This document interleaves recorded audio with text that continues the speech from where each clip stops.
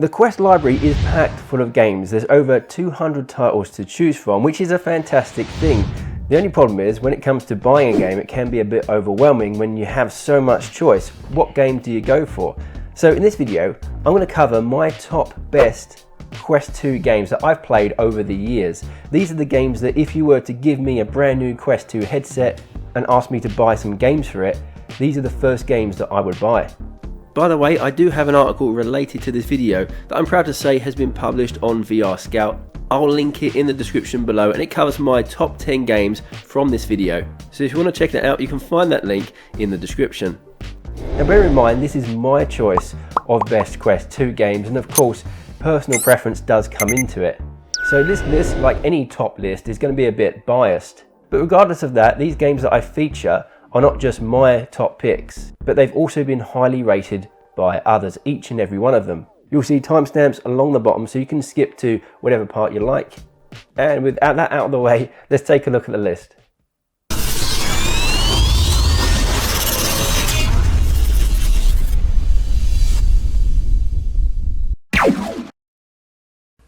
We start off our list with Demeo. This is the multiplayer fantasy tabletop game.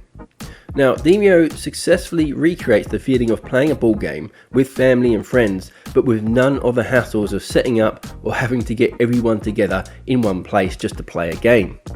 Pick from one of 6 character classes and join together to battle through randomly generated dungeons in 4 separate campaigns, with more content to come in the future. Now, Demeo is no cakewalk, but it is an incredibly enjoyable and rewarding social experience that makes it easily one of the best Quest games to date.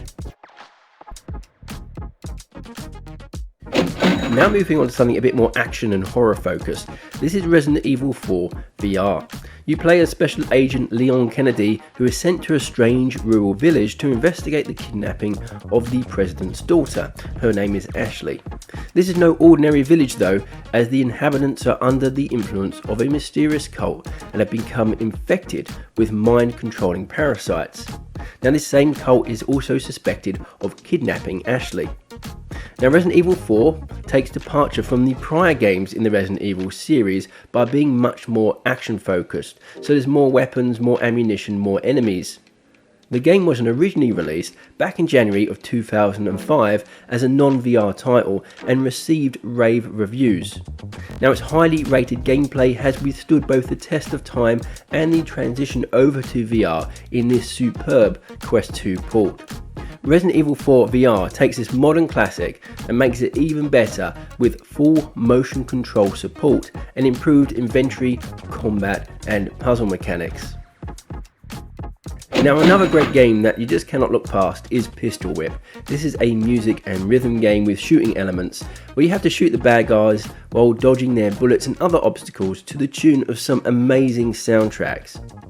Pistol Whip features a host of quality content to get stuck into, with 30 handcrafted stages, 5 weapon types, modifiers and story-driven campaigns, and the developers are frequently updating the game, so don't be surprised if there's more content to come in the future. Now be warned, when you're playing the game, you'll look like a bit of a dork from the perspective of someone watching you from the outside, but you won't really care about that when you're playing, because the game makes you feel like some kind of John Wick killing machine. It's also a pretty good workout too. There have been so many times when I was enjoying the game so much that I didn't just realise how much exercise I was actually doing.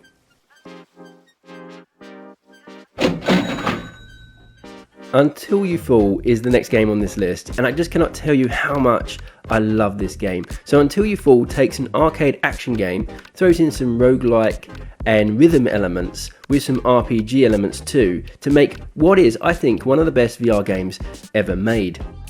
Gameplay involves using melee weapons like swords, axes, that kind of thing, and sorcery to battle your way through a series of stages that get progressively more difficult as you go.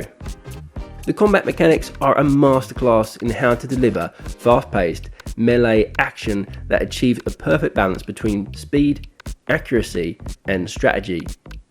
It's a challenging game, so expect to die and expect to die often, but the addictive skill-based combat will have you coming back time and time again.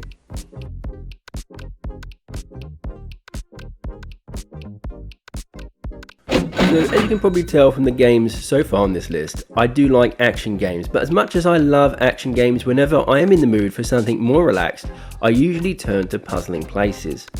This game can be played seated and involves putting together beautifully realistic miniatures of locations from around the world. Each miniature has been created from 3D photogrammetry scans to provide hyper-realistic detail. A nice additional feature is the atmospheric sounds you hear upon completing certain sections. For example, putting together the pieces of a clock tower will reward you with the sound of chimes and tolling bells. There's around 17 puzzles to choose from at the time of this video, and each is available to complete as a 25, 50, 100, 200 or 400 piece puzzle depending on your skill level. Okay, now back into the action games, and this is an action horror game called Cosmodread. You have to do what you can to survive long enough to repair your spaceship and safely return to Earth in this bone-chilling survival horror experience. Cosmodread, when played with headphones, is easily one of the most atmospheric and creepy experiences I have had in VR to date. Exploring a dark, oppressive spaceship whilst using your cunning to survive the monstrous inhabitants that just want to peel your flesh from your bones expertly pulls off the feeling of being trapped, vulnerable and fighting for your life.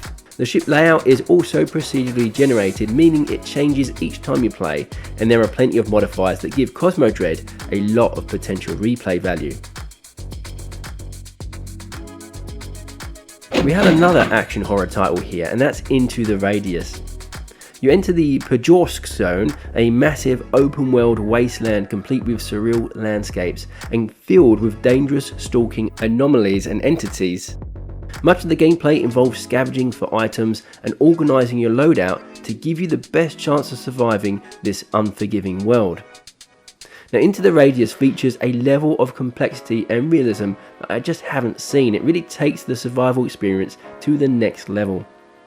So making sure you're well fed, for example, rested, stocked up on supplies and keeping your equipment well maintained are just some of the things you'll need to stay on top of if you hope to survive.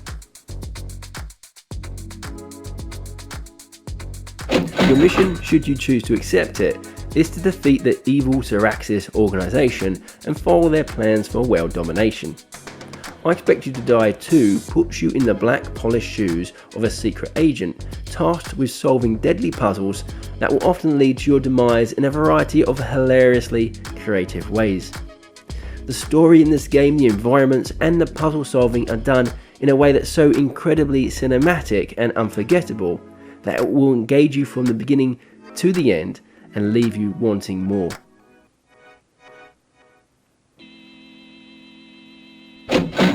Our next game can be described as a simulation sports game, and it's called Walkabout Mini Golf. Now, there are a few golf games on the Quest 2, but none quite like Walkabout Mini Golf. The base game delivers 144 holes to master, with over 188 custom balls to find throughout each of the courses. Now, if that's not enough, there's also online multiplayer support for up to 8 players and a treasure hunt on each of the courses that you can solve to earn special putters. Each of the 8 courses is brilliantly designed, with excellent club and ball physics making gameplay a treat. Walkabout Mini Golf is as much as a social experience as it is a golf game, and nothing really beats catching up with a friend or two whilst playing a few holes. There's also DLC that can be purchased for a small cost, which adds new modes and holes to the game, with my personal favourite being the course based off the 1986 classic film Labyrinth. My next choice is Star Wars Tales from the Galaxy's Edge, an action-adventure game set in the Star Wars universe. Now, I should say this entry also includes the DLC Last Call. So Tales with the Galaxy's Edge, when purchased with the DLC, makes this list, and both together cost about the same as a Quest game that's on the higher end of the price spectrum. Now, I'll start by saying that I'm not a massive Star Wars fan, but despite that, this game still made my list. The base game, Star Wars Tales from the Galaxy's Edge, is really well polished. The visuals are stunning, and both the level design and storylines have been thoughtfully crafted. Combat is simple but good fun. For example, taking cover behind a rocky outcrop and peeking over the top to exchange blaster fire with a droid really draws you into the Star Wars themed action quite well. Now, a big complaint of the base game was its length. It is regarded as a little too short, but when bundled with the Last Call DLC, you do get a decent amount of additional content added that's of the same caliber or even better than what you get in the base game. So that's why Star Wars Tales from the Galaxy's Edge with the DLC represents that complete package and makes my list.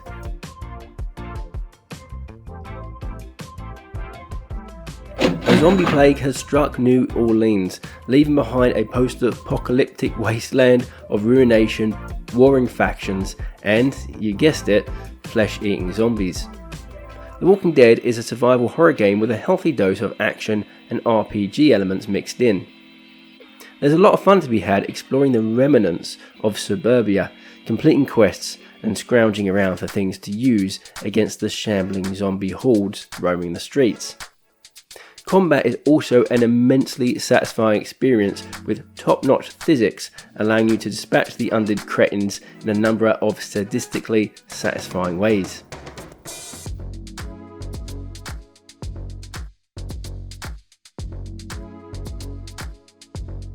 Now, our next game is an action-adventure fighting game. It's Ancient Dungeon, and personally, I'm not a huge fan of these voxel-style graphics, but to be honest, I quickly forgot about the visuals as soon as I got into this game.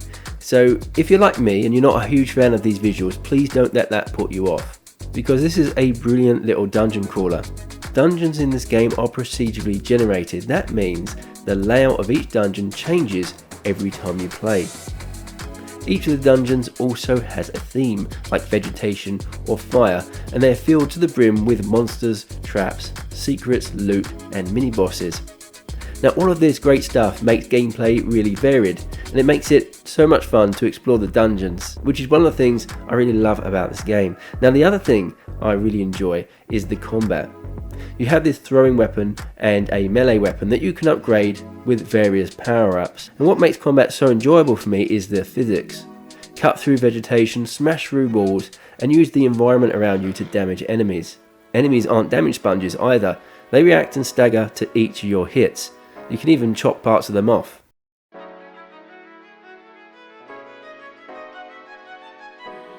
Bone Lab is our next game. It's an action-adventure, physics-driven shooter with a big part of its charm coming from the way it lets players do what they like.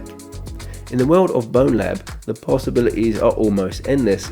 Parkour across rooftops, take out enemies with slow-motion mid-air shots, or take them down using a frying pan. It's really up to you. Now, in the game, you play as an outcast who's been sentenced to death but escapes their fate via a hidden pathway that leads to a series of challenges set out in an underground research lab. There's a core story and 6 main areas to explore.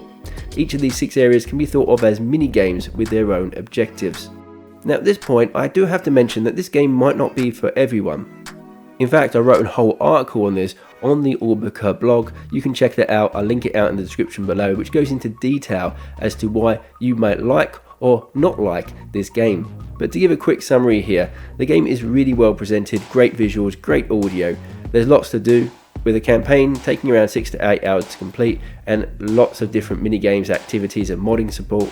And the physics are really brilliant, but whilst the physics are one of the most impressive aspects of Bone Lab, they're also one of its problems. Like many physics-based games, there's a certain level of jankiness that can create situations ranging from funny to downright annoying. It's also a game I wouldn't really recommend for newcomers. Now, if you're new to VR, you might want to put this game off for now, as it can get really intense. There was jumping, flipping, gut-wrenching falls, and exceptional speed, all which makes for an uncomfortable experience even for VR veterans. Bone Lab also doesn't really hold your hand at all. There's no tutorials, even for the most basic of things, which can be frustrating for some. And the campaign is not like a traditional campaign. It's quite thin and it doesn't offer much in the way of a compelling level design. Bone Lab is what I'll describe as a bit of a niche title. If you're after a physics-driven sandbox experience and can tolerate some intense action with a bit of jankiness, then there's nothing really better than Bone Lab. I'm sure you'll love it. Our final game on this list is another action game. In Death Unchained is a roguelike bow and arrow shooter. We have to confront the forsaken souls and demons that have taken over the afterlife as you battle through heaven, purgatory and hell. It has all the difficulty and challenge of a game like Dark Souls, only with archery. Now it can't be stressed enough that this game can be brutal, so unless you're Legolas from Lord of the Rings, expect to be challenged. But as challenging as it is, it doesn't feel unfair. So if you die, more often than not it's because you weren't fast enough, accurate enough, or making good use of the terrain. You will improve with each playthrough, but don't expect the game to cut you too much slack.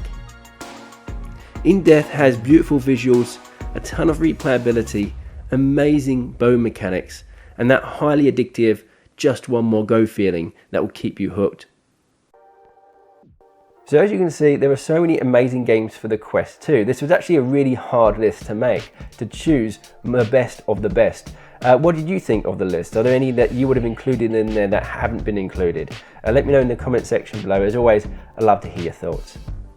I do have more for you just to show you how hard of a choice this was. I have over 25 games that were close to making the list but didn't. I've arranged them in this montage you're about to see. So if none of the games featured in my top list interested you, or if you have most of them already, check out this montage because these games are brilliant games that just narrowly missed making the list.